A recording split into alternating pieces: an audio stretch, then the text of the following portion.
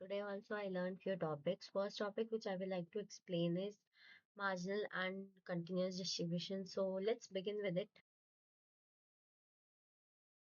Imagine you have two problems, two random variables x and y, and their joint distribution tell everything about both the variables together. So, in practice, we usually want one of the two things, like what happens if I ignore variable x, or what will happen if I already know the value of variable y. So, these kind of questions, this led to two fundamental operations which were marginalization and conditioning. So everything else in Bayesian machine learning is built on these two ideas. So what is marginalization? Marginalization means adding over everything we don't care about. Simple. For example, suppose I know student marks and study hours, and if I only care about the marks, I add all the study hours possibilities. Okay, and then um, conditioning is like a different thing. Conditioning is here we already know something. For example, what is probability of getting A grade given the student study data? We know that we will get a A grade. Okay, so marginalization will remove the information and conditioning will use one information. Okay. Now, this is the operation matrix means here it is formulas are present here. Okay, so uh, these equations simply formalize what we just discussed. So first is discrete marginal. Here we add the probabilities, and then comes continuous marginal, which is like integrating instead of summing up. Simple. And then discrete conditional will divide the joint probability by the probability of the known event. And continuous conditional will be like same idea using probability density function. Okay, so there are only two operations, either sum or integrate, and second is divide. Going to next slide, anatomy of a marginal. Okay, so here we begin with the full joint distribution. For example, imagine projecting a 3D mountain into one axis. Every point along y gets collapsed together, which will create the marginal distribution of x. So, the bottom curve is simply the projection of the surface above. Okay, now moving on forward. This is the anatomy of a conditional distribution. Start with a full surface. Here's the full surface. Now slice the surface at one fixed value of y. Here you can see this orange region is the slice.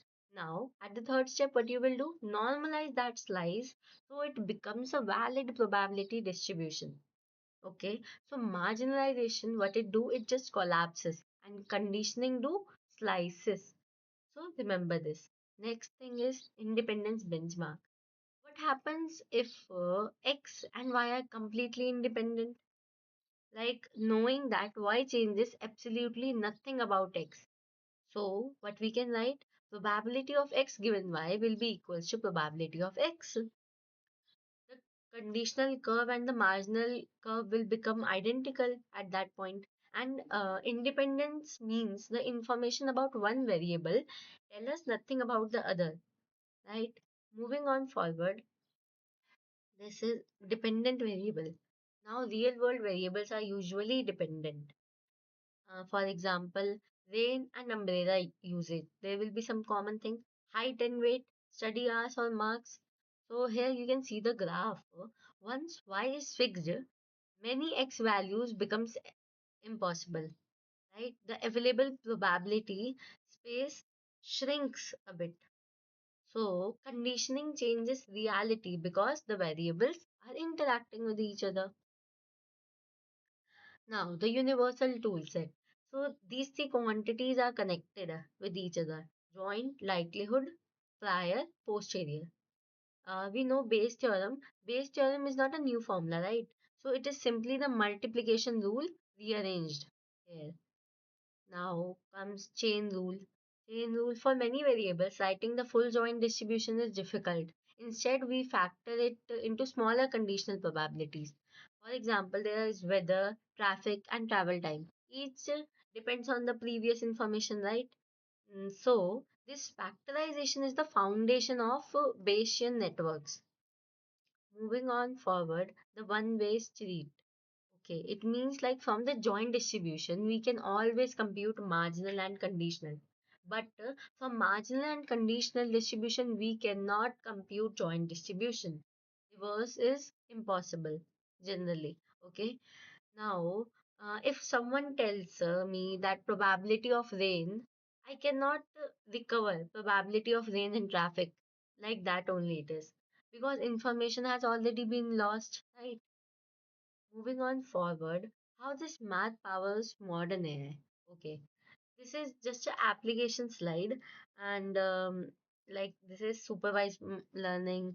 Models learn the probability of y given x is equals to x, and this that thing. It is used in classification, prediction, generative models.